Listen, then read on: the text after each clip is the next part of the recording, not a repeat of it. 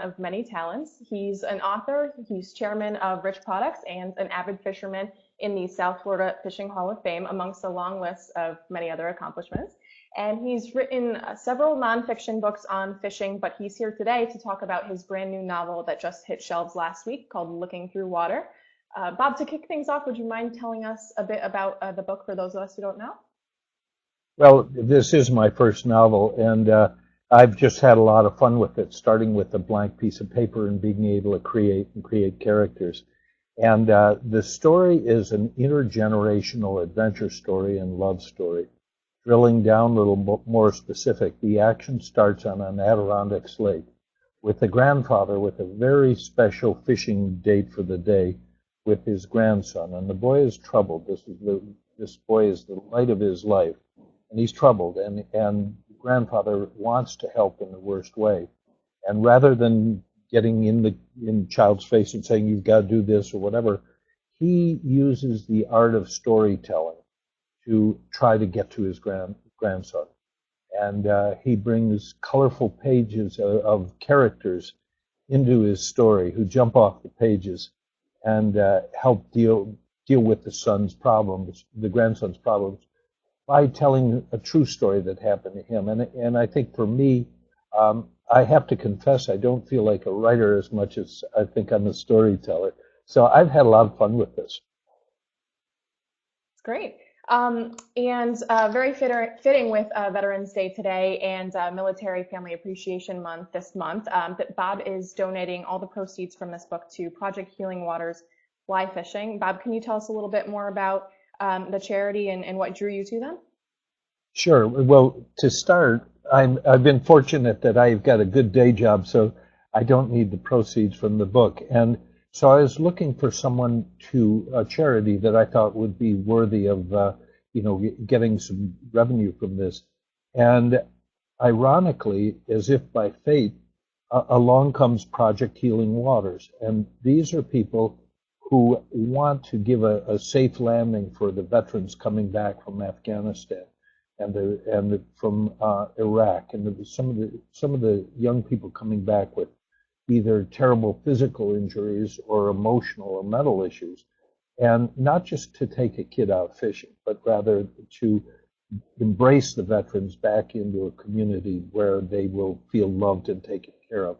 And it's happy for me because I remember all too well how we treated our Vietnam vets coming back and how they were spit upon in the airport, and let that never happen in this country. And so there are a lot of people reaching out, whether it's fishing or riding horseback or writing or doing one of many things that are really trying to reach out to veterans, help them heal, and help them know that we really care. That's great. We have a lot of great questions coming in from some of the viewers that they want to ask you. Where did the title Looking Through Water come from? Did you have any other titles in the running before you chose this one? Asks Kate. Oh, I think I had hundreds of titles. But really what we were trying to emphasize is the healing power of water, whether you get biblical and talk about baptism or water to heal, or just recreation. And so really what we do a lot when we're either sailors or boaters or fishermen or just people who are taking a ride, we look through the water. And usually the water starts out in the shallows off the end of a dock, and it becomes very profound. And I wanted this book to be profound, and I wanted it to use water as an allegorical background for a great place I could put my characters in jeopardy, and where they literally had to throw away their cell phone, in this case, an experimental cell phone from the day, and they had to communicate and learn about each other. And so water had healing characteristics for my characters. Right. Jesse is wondering, this book was a great read. Why did you choose to focus on fishing? What does this activity mean to you? Well, I think a lot of us go to things we know the most about or we feel the most comfortable in. And for me, it's not so much a fishing book. It's the water that I'm interested. It's the backdrop. It's being able to get people out of their comfort zone in a place where they might be out of their element a little bit, and where I could use surprise, and where I could really isolate the characters, where they had to get along, they had to talk, and they had to settle their differences, move on, and they had to go through a renewal before they could really find love in their lives. And water worked really well for me, I think, I hope. Definitely. Mel is wondering, you're getting great reviews for looking through water. It's true. Do you read the feedback that readers write online? I'd be lying if I said I didn't. I think, especially right now when a book's coming out, and when you really want to get a feeling for how your work's being received, and this is an exciting time. We just did a book signing at Barnes and Noble and had a lot of vets come out, and it was very emotional on Veterans Day. And several of them shared with me that they'd read it, and they said it was great. And I said, "Tell me the truth now." And they were really very generous in their comments. I'm sure it's impossible to avoid reading the reviews. I'm sure you just want to know. um, Well, Susan's, and listen, you look at the Amazon ratings or Barnes and Noble too, because it's kind of a way of keeping score. How are we doing with this thing? And oh, definitely. again, I don't know if I'm a writer, but I think I'm a storyteller. Yeah, well, I think the reviews speak for themselves. um, the book is, Susan's wondering, this book is a work of fiction, but do you see any of yourself in this story? Oh, I think it would be hard not to write from your past and something like this. And while it's not autobiographical, I think there are composites, and I think for some of the people who've ever been fishing, or if they've been, in the Adirondacks or in Manhattan, where the story starts, and in the Florida Keys, they will see people and hints of places that they'll know really well. Right, right. Chelsea's wondering, looking through water is a lot about self-discovery. If readers could only take away one thing from reading this, what would you want it to be? Well, I've been very surprised. I've had an unintended consequence, and that may be what I would like to see happen with this book.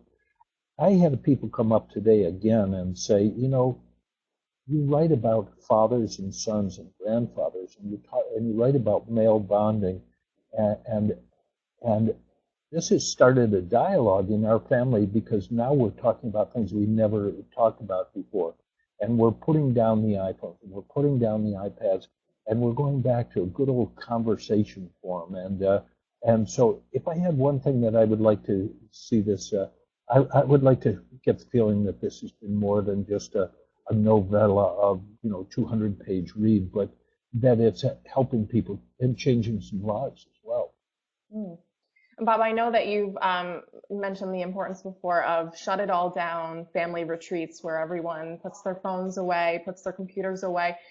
It's how are you able to do that in today's age? And I'm sure you're so busy in your business life as well. Are there any tips that you have for people to really help their families put away those electronics and just connect with each Well, other? my children have helped, because they reach points in time when they do this, time out, work police, let's talk about us. And so I think it's not just the parents uh, exercising a parental prerogative to get their kids to put away the electronic gadgets, but I think the children want that too, and they want to know that somebody cares about them, because the people who are the worst offenders on getting lost in their electronics are not always the kids. The parents are just as bad.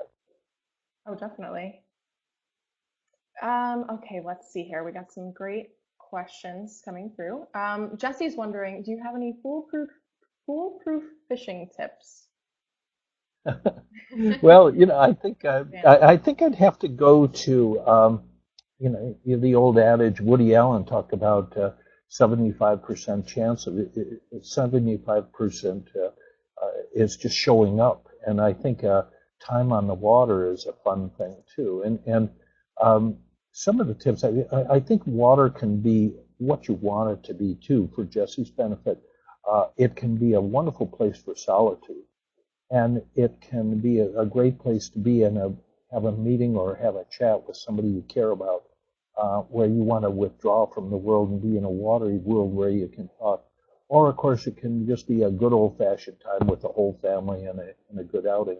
And it can be in Central Park, New York. It can be on the ocean. It can be anywhere, any body of water. So water's been important, I think, in my life, and and I think my family's as well.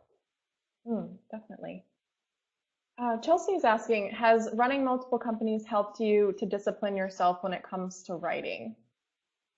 Yeah, that's a great question. And somebody asked me, what are the characteristics you need to succeed in business and to succeed in something like fishing? And I used to think it was patience that you'd say, look, I'm going to take some time and I'm going to be patient. And then I realized I have no patience at all, but I think perseverance is a better word, that you've just got to stick with it. And I know that there are a lot of people probably looking in and thinking about how we get started on this. And, we've done ourselves a great disservice because we always say, well, you got to have a great first sentence. And that blocks a lot of people. Like they say, I can't think of a first sentence. So, I think you got to persevere and maybe start writing with the second sentence. Okay, that's a good tip. This goes with Evan's question. Do you have any writing rituals that sort of get you in the groove? Yeah, I do a few things that I think are different. I've tried dictating. I've tried using an old-fashioned typewriter and my laptop and an iPad. And what I keep coming around to is that I'm most comfortable with legal pads and my lucky pens. And I've just found it much more comfortable and more portable, and I'm able to carry pads with me whether I'm on the water or flying or whatever. And so I think my main ritual is just be prepared at any time, because sometimes an idea will come along in the middle of the night and you just got to jump up because you'll forget it. And I think I'm Right. getting older now. I think my stories are getting longer, my memory's getting shorter, so I got to keep the yellow pad wherever I go. Right, right. Yeah, there's something about putting pen to paper. Um, Yeah. let's see. Evan's also asking, what would you say your writing process is like on average? How long does it take you to complete a project? I know you were mentioning that fiction was a bit harder for you than nonfiction. Can you talk about a little bit about that? Yeah, well, I've produced 5 books in about, I think it's about 14 years. And so this novel took me a lot of time because I was doing a lot of flashbacks from one period of time, going back in history and showing, over many years. And that was really hard for me. And it took me a long time to get that right. And also, you become a perfectionist. And it's like you don't want to release it till you really feel good about it. A lot of people have said, I've got wonderful feedback and said, oh, it's too short. You should have made it longer. Well, that's not the point. I said what I wanted to say in 200 pages. And Exactly. I get a little troubled with long books when people just go on and on and on. So I don't do that. Right, right. I was wondering, what are your first memories of fishing and who taught you to fish? Well, I think like everybody, I remember the first time I went fishing. And I remember exactly where I was, and I was with my grandfather. And ironically, it turns out that many of the people who have started fishing, or even not seriously, but remember who they caught their first fish with. And ironically, a lot of times it's grandmothers as well as grandfathers, because let's face it, we have more time than the parents who are in their peak earning years. And Hmm. so, in a way, it really offers a grandparent at least one day of immortality, one day that grandchild will remember a day on the water with you. And in such, it's the hopes that you'll live on, at least in the minds, for one day. Right. Do you remember which type of fish you caught first? Yeah, we were on a lake in Buffalo, and it was a sunfish, and Ah, and I also learned catch and release at that time. you don't want to kill an animal. And so everything we do is all about catch and release. Right, right. Let's see here. Okay. Still a lot of great questions coming through. All right. Kate is wondering, are there any plans to make Looking Through Water into a film? There is a screenplay, and and as far as strategy, I've wanted to introduce the book first. I've been greatly impressed with books like River Runs Through It, and there hasn't been a great book like that in a while. And like Looking Through Water, River Runs Through It really wasn't a fishing book. The water in Montana became a backdrop. And that's what I'm doing here, and mainly with salt water. And so I like to think this book will be received like A River Runs Through It with a dash of salt. We're talking with Hollywood. It's a tough process. I'm not making any promises. It's very hard right now. But that ultimately, I'd love to see that happen. I'd love to see that be an anthem for the Florida Keys, where I spend a lot of time. And I'd love to see that. I'd like to see it made into a book, so or a movie soon enough so I can eat the popcorn with my real teeth. Right. Great. Well, we'll look forward to it. Kate is also, sorry? Kate is also wondering, what about the cover? How much input into the design did you have? Beautiful artwork on the cover. Oh, thank you. I have a very dear friend by the name of John Swan, who lives the idyllic life of fishing and painting, whether he uses oils up in New England or whether he comes down and paints with watercolors in the Keys. So I commissioned him to do a picture for me that would be the jumping off point of the book. That is, I told him I wanted to have a child in a rowboat with his grandfather on a lake in the Adirondacks, and I wanted the cover to be so real that you could hear a loon in the background. And I'm very proud that he came through. And the folks at Skyhorse have been great. I really packaged this for them because I took a lot of time. Got John Swan to help me with cover artwork. Got a friend, Craig Rager, to do the individual chapter drawings. Had it edited before we even brought it to Skyhorse. And they've been very receptive. They've been good partners in the process. Right, definitely. Let's see. Do you have any more books currently in the works that we can look forward to, either fiction or nonfiction? I'm working on a series of short stories. I think short stories are a wonderful art form, and especially that may not have been exercised in the United States as much as in Europe and other places. So I'm trying to come up with a series of short stories that will be, again, like this book, not just a fishing stories, but rather stories of life and people relating to each other. Right, right. Do you have a favorite place to write? It's anywhere I can get the time. I write a lot. I write a lot in my office. I have a quiet place. It's like very den-like, and I can be surrounded by my favorite books and have reference material at hand. I've also written a lot on airplanes. I do a lot of travel around the world. Our company does business in 120 countries. By the way, a lot of those places have good water too. So I like to travel and write as well. But main thing is just to be ready when the spirit moves, the idea comes. Mm-hmm. Do you have a favorite place in the world that you like to fish? The next place is my favorite one. The next fish is my favorite fish. The next story is my favorite story. I just, again, fish live in beautiful places. They have beautiful homes. And so for the chance to visit them, that's even though you have to deal with a lot of refusal. You're not going to catch everything you go after. But again, it's just being there and then being in these kind of surroundings. Mm-hmm. You mentioned before that you consider yourself not so much a writer as a storyteller. When did you first realize that you were a storyteller at heart?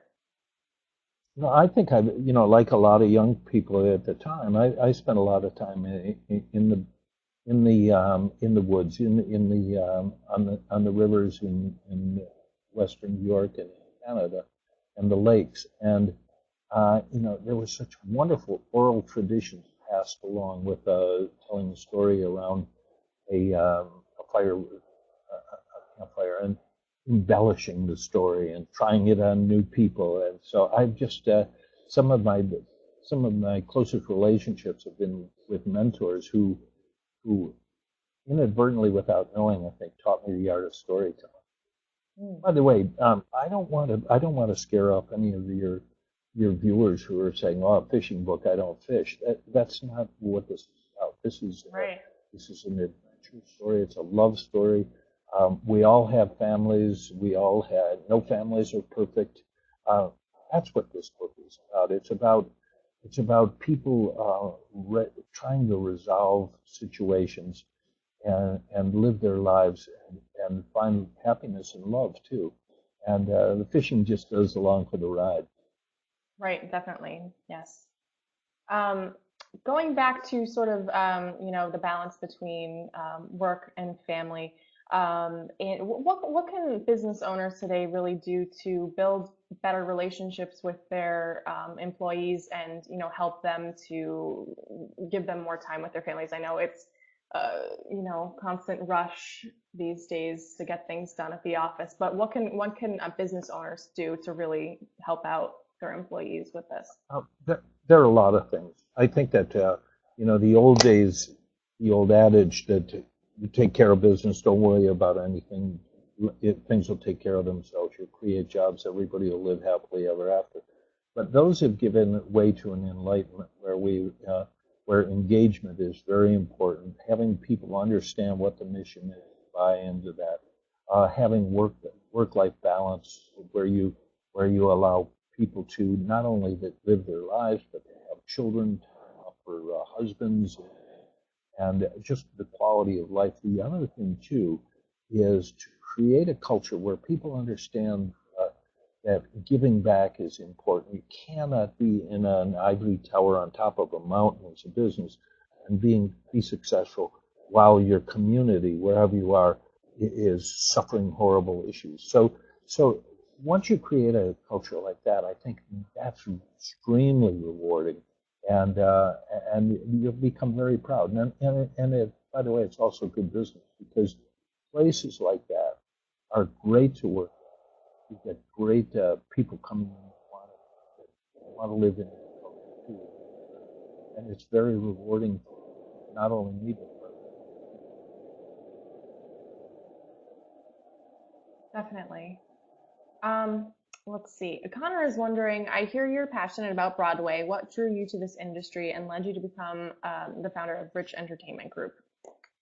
When I was 9 years old, my parents used to, we'd have, on our 10th birthday, we'd get a trip to New York and we'd do all of the things at Statue of Liberty and ride around the bay and go to Rumpelmeyer's for ice cream and go to Broadway shows. And the first weekend I went as a 10-year-old, on Friday night I saw Ethel Merman in Call Me Madam, and Saturday night I saw Mary Martin in South Pacific. And, in fishing parlance, I was really hooked. So we've had the opportunity, my wife and Minnie and I had the opportunity to get involved in the arts, to become producers on Broadway, and to work with other friends who are producing some really exciting works. We're thrilled currently that On Your Feet, the story of Emilio and Gloria Estefan, has just opened to rave reviews and is doing really well. And I think it's going to be on Broadway for quite a while. We also have a new show coming, Puck Everlasting, which is based on Natalie Babbitt's book, and it's almost mandatory reading for 6th and 7th graders, where Yes, I read that. deal with, where we deal with death for the first time, not in a terrible way, but dealing with a family who finds truth. And it asks a question to a young reader: if you could live forever, would you? And that's not as quick. That doesn't have as quick and easy an answer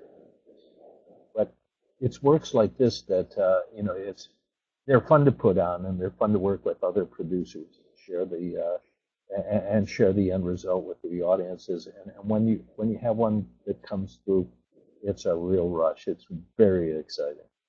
Great, yeah. We'll keep an eye out for that. What are Don't Mel's keep wondering? an eye out for it. Don't keep an eye out. You Oh, got to buy a ticket and go see right. it.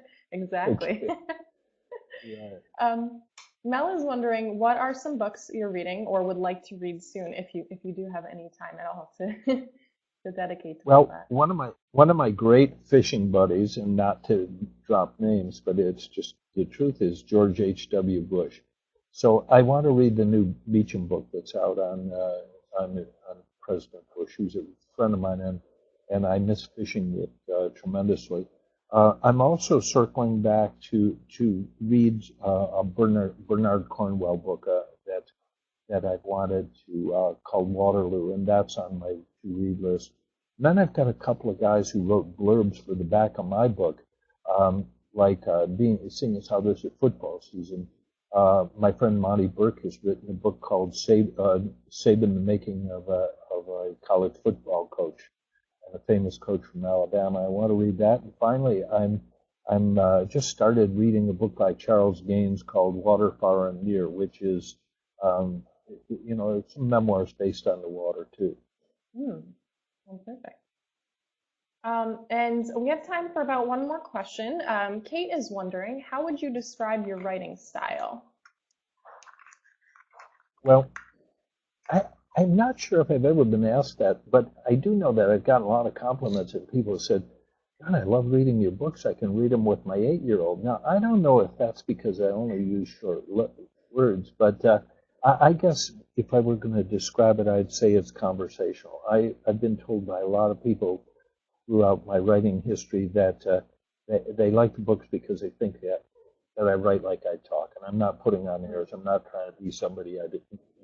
I'm not looking up words in the dictionary to show how bright I think I am. Right. And I think it's maybe like reading my book. I'd like it to be like just having a conversation with the friend. Right, definitely. Well, that's about all the time we have for today.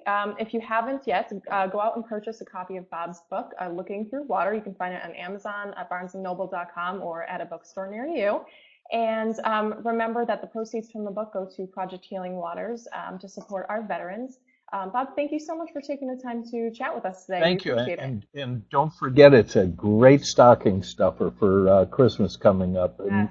And I'd love to hear what people think, because writing has become so much more two-way now that with internet. So I'd love to hear back from readers telling me their favorite stories as well.